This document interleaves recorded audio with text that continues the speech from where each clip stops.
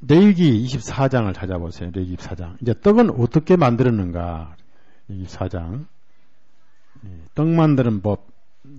어떻게 떡을 만들 것인가? 이제 이 떡을 이렇게 만들라고 하나님께서 이제 거기에 이런 떡을 만들어라. 그렇습니다. 자, 그러니까 이 떡을 이렇게 만드신 것은 다 하나님께서 나중에 육신을 입고 세상에 오실 것을 미리 교훈하신 거예요.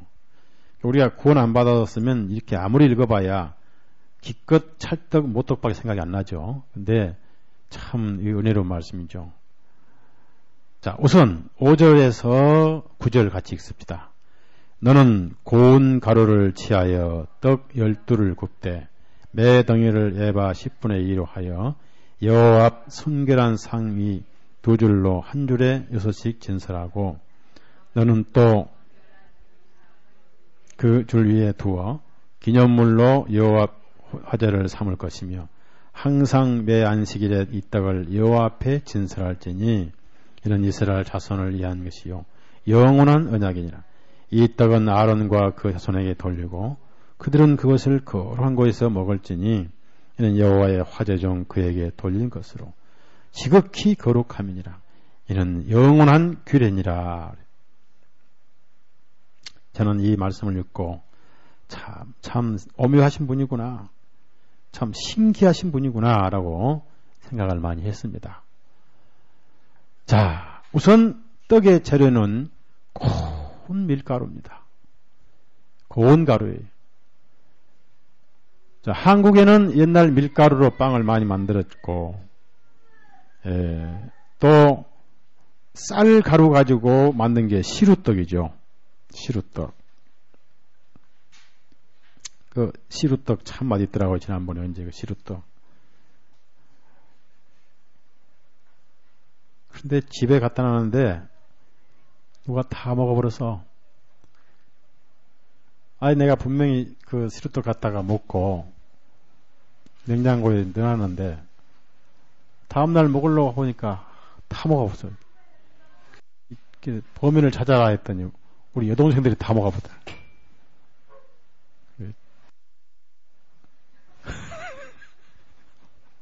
쫓아내보려다가 그렇게 맛있더라고. 시루떡이 하얀 시루떡, 보슬보슬한데. 근데 이 떡은 아주 고운 가루라고.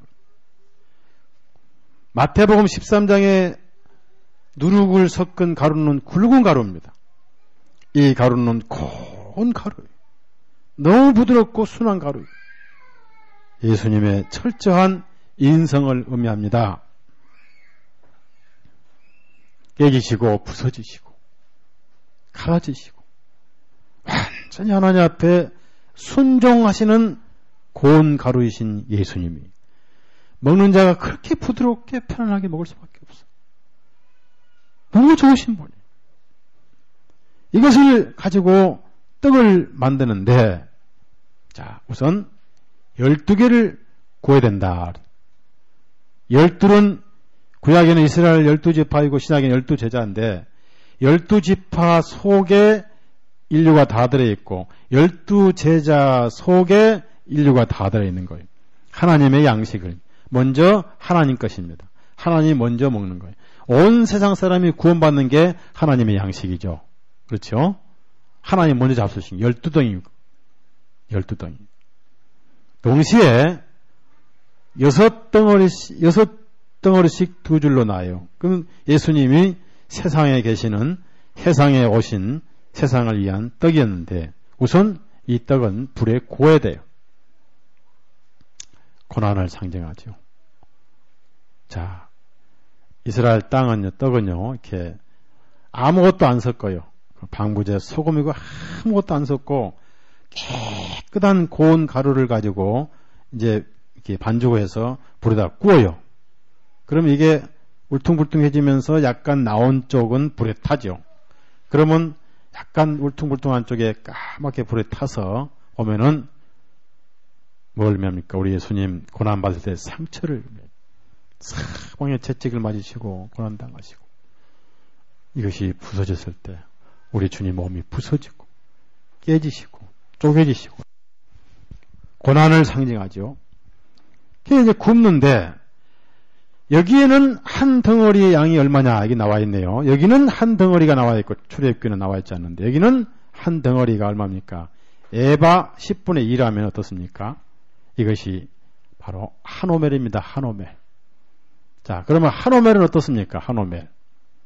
자, 민수기. 한 오멜은 뭘 의미한가? 민수기 여기서 나와 있는데 저 앞에는 나와 있습니다. 자, 민수기 17장에 나와 있죠. 출애굽기 17장이죠. 16장입니다. 16장. 17장이 아니라. 자, 한 오멜은 에바 10분의 2는 한 오멜인데 한 덩이가 한 오멜인 거예요. 한 덩이가. 자, 그러면 많이 거둔 자도 적게 거둔 자도 한 오멜이었죠. 16절부터 18절까지 읽습니다. 시작. 여호와께서 이같이 명하시기를 너희 각 사람의 식량대로 이것을 거둘지니 곧 너희 인수대로 매명에 한 오멜씩 취하야 돼. 각 사람이 그 장막에 있는 자들을 위하여 취할지니라 하였느냐. 이스라엘 자손이 그가 차였더니 그 거둔 것이 많기도 하고 적기도 하나 오멜로 되어본 즉 많이 거둔 자도 남음이 없고 적게 거둔 자도 부족함이 없이 각기 식량, 여기서 각기 식량대로 식량 자기가 먹을 만큼 말이에요. 그럼 이 한 오멜의 양이 얼마냐면은 장정이 하루 3끼를 배부르게 먹는 양이에요. 장정이. 한 덩이가 장정이 하루 3끼를 아주 배부르게 먹는 양이란 얘기입니다. 참 놀랍죠? 그러면은 왜 하루 3끼를 장정이 배부르게 먹게 이렇게 하셨냐면은 간식이었기 때문에 배가 부르게. 우리는 간식이 필요 없죠. 하나님 말씀으로 충분하죠. 다시 레위기 24장 가봅시다. 시간이 또 벌써 많이 가네요. 그렇게 해서 먹고 배부를 정도 떡을 만들어서 12덩이를 만들어 가지고 6줄로 진설하는데 6절 보니까 여호와 앞 순결한 상위에 2줄로 한 줄에 6씩 진설하고 그랬습니다. 12개는 선민이고 12세자인데 6줄은 세상에 있을 때만 그렇다. 즉 세상에 차려진 떡이다. 그 다음에 둘씩 증인을 말하는데 고운 가루는 순수한 인성을 말하고 거기에 7절에 너는 정결한 그 유향을 매 줄 위에 두어. 유향은 하나님의 거룩하신 예수님의 신성, 의로움을 의미하죠. 그렇게 향기가 좋고 하나님 앞에 그렇게 냄새가 유향이 최고의 좋은 향입니다. 그렇게 하나님께서 맡기에 좋으시고 먹는 자도 그렇게 기분이 좋고 그래서 유향은 예수님의 의로우심, 전혀 죄가 없으심이죠. 그래서 매 안식일마다 만들어가지고 진설을 합니다. 7일은 예수님의 완전하신 사역, 완전하신 떡을 의미하죠. 7은 항상 완전 숫자입니다. 조금도 불완전하지 아니한. 그러면서 이 떡은 누구를 위한 것이냐면 이스라엘 자손을 위한 것이다. 과연 우리 주님은 떡이셨죠. 그래서 오늘날 아직 이방인이 아닌 사람이 떡을 먹어서는 안 되니까 자, 마태복음 15장 예수님 자신이 비유하셨죠. 나는 이스라엘의 떡이다. 자, 얼마나 아름다운 말씀이에요. 15장 26절부터 27절까지 26절 27절 같이 읽습니다.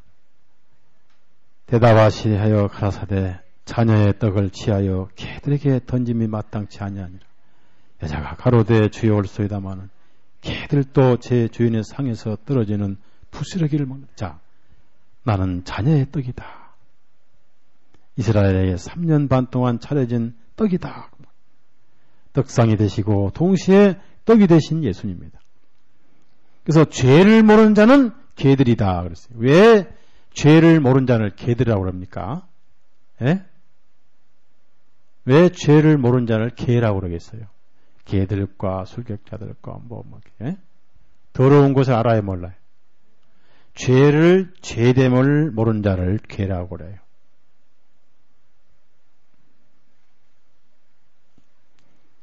그런데 여자가 참 겸손했습니다. 자기 자신이 헬라인이고 이방인이라는 것을 그는 참 감히 유대인의 대열에 낄 수가 없는 더러운 존재인 것을 알기 때문에 자기 자신을 낮추면서도 포기하지 않았어요. 뭐라고 했습니까?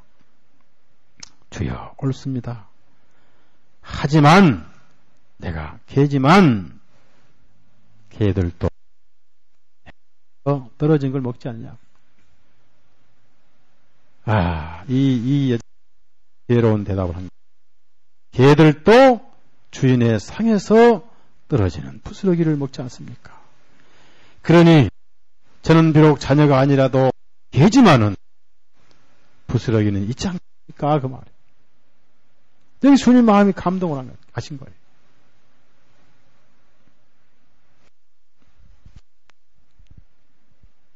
그런데 지금도 부스러기 심정으로 먹어야 은혜가 되지만은 지금은 이스라엘 땅에 차려진 상이 아니죠. 온 세계에 차려졌죠. 그렇죠? 온 세계가 다 자녀죠. 이제. 그러나 부스러기 심정으로 먹어야 은혜가 되고 감사가 되는 거예요. 그래서 예수님이 실제로 떡상의 역할을 하시느라고 복을 주셨어요. 떡을 떼시고 복을 주셨어요. 축복이 아니에요. 찬송이 아닙니다. 보면 감사드린 것도 있지만은 블레스 드린 게 복을 주셨다. 하나님 입장에서 그 떡에다가 복을 주신 거예요. 떡을 떼서 주었습니다. 또 제 아들이 떼서 또 주었더니 먹어도 한이 없었어요. 5,000명이나 먹었어요. 그것도 배불리 먹었어요. 그리고 남았어요. 은혜의 떡상이. 자, 상에 먹을 게 모자라면 만드나 만하죠. 예? 우리가 자매님들 음식 만들 때는 항상 좀 남들에도 푸지게 만들어야 돼. 근데 꼭 만들 때 쬐끔 만드는 맛만 보이면 그건 뭐예요? 넘치게 만들어야 돼. 소년마 양심에 찔린가 보다. 많이 만들어야 돼, 많이. 넘치게 만들어서 퍼줘야 돼. 먹고 남도록. 쬐끔 만들어서 안 만든 게 낫지. 우리 주님은 그런 분이에요. 온 세상에 먹고 남도록 넘치게 은혜를 베푸시는 떡상이 되시고 떡이 되셨더라는 얘기입니다. 그것이 500이고 5,000명 4,000 먹이신 것이고 자녀의 떡을 지혜서 개들에게 던질 수 없다. 그러면서 나는 하늘에서 내려온 산 떡이다. 네, 살은 살과 피는데 참된 떡이고 참된 양식이다. 라고 이렇게 선언을 하셨고 일주일 내내 매 이 안식일마다 떡을 새롭게 만들어요. 항상 이 떡을 먹으라 했어요. 항상 은혜를 먹는 것. 이것이 잔치입니다. 이것이 교제입니다. 오늘날 이 떡을 먹고 무죄 판결을 받은 사건이 있었죠. 마태복음 12장입니다. 은혜는 죄를 덮죠. 은혜는 2만이고 율법은 1만이에요. 누가 이기겠어요? 예. 물어보나 많았지. 마태복음 12장 찾아봅시다. 12장. 그 율법으로 그걸 정죄를 했는데 예수님이 이 사건을 통해서 무죄를 주장하셨어요. 12장 1절에서 8절을 읽읍시다. 같이 읽습니다. 그때 예수께서 안식일을 미리